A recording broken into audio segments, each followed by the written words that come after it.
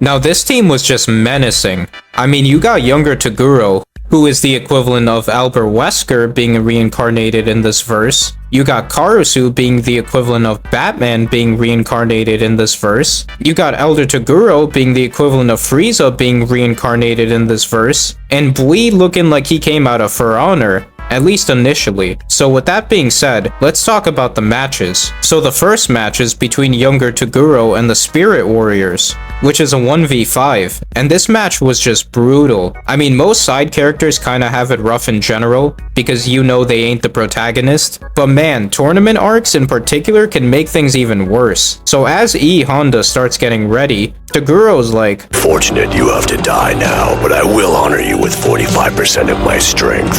What did he say? Like, bro, that is an immediate red flag. Anytime a character is like, I'ma use whatever percentage of my strength, you know you're screwed. And in this case, it's a 1v5, and he's only using 45%? Bro, I would have dipped immediately after hearing that. Like, there's 5 people on the team, that means 4 decoys. Also, why is Elder Toguro shirtless as well? So E Honda charges at him, only to get killed in a single hit. And it just becomes a slaughter fest after that. Bro kills another one, then kills 2 at the same time. Double kill. So the leader is looking at him like, try that shit with me, see what happens. And bro starts swinging, but Toguro has him looking mad goofy. What are you aiming at? What are you aiming at? Then he just goes full disrespect mode. Bro literally flexes on him and grabs his axe with one hand. But I was supposed to kill Yusuke. I'm telling you guys, Toguro switched up after this. Bro became racist. Is that right? You could be right. Cause notice how he specifically punches the leader's body in half, but he didn't do the same for all of the other fighters. Dude wanted that light skin on light skin action. What do you mean by that? He also ends up fading members of the Black Club without any remorse, which totally confirms that Toguro is racist. You're so right!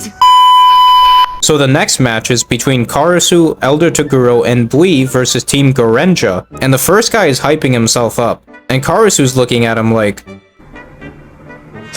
if you don't bro really thought he was Ryu. So dude starts hyping himself up again, and Karasu's like, Oh my god, bro. and then he glides down on him like he's Batman, but instead of knocking his ass out and sending him to Arkham Asylum, he blows off both of his arms. Oh, don't stop. Oh. And Karasu has this man shitting bricks at this point, so much so that he actually tries to dip. So Karasu glides down on him again and sends him to the Shadow Realm.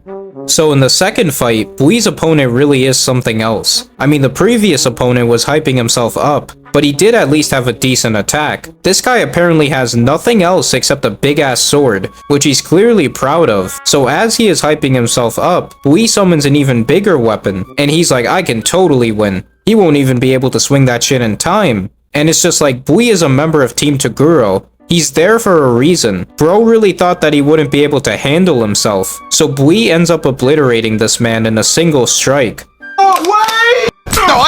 Bro low-key did him a favor though, cause he was too dumb for his own good. Now the last fight was something else cause of the mind games. I mean, there's already the fact that his opponents had this multi-shadow clone attack, which they probably trained their asses off for, and all it takes for Elder Toguro to beat them is a single move.